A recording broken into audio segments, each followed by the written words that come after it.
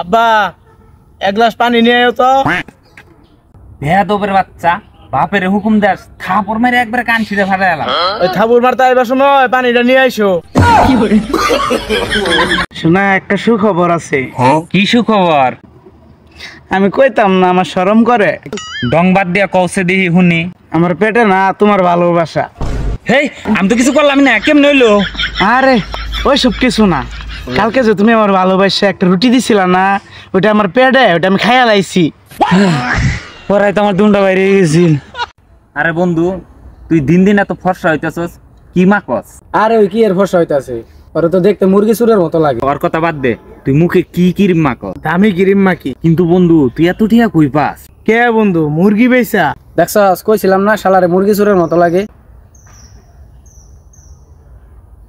বন্ধু তুই কি জানিস বেশি ফোন চালাইলে চোখের সমস্যা হয়?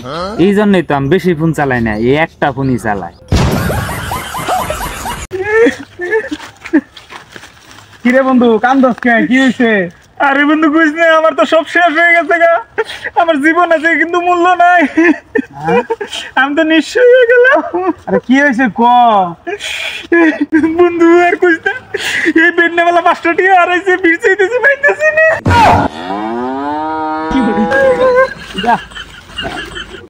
কাউসার, একটা কথা কি জানস? না।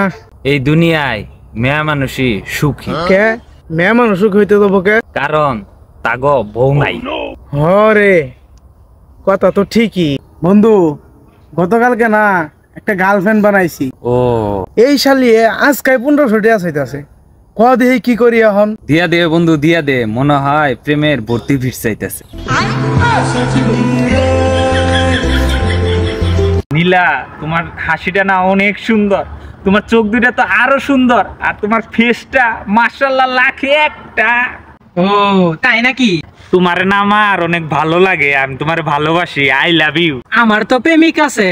এ তোমার চেহারা একবার অতটাও ভালো না, বুঝো নাই? হ্যালো, কও শোনা, কও। না আমার না দেখবার আছে।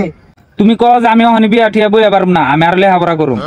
আরে হোক দেখে রে, যে টিয়ারি দিব না, ওই টিয়ারি দিলে না তুমি আর আমি ভার্কি করবার দাম।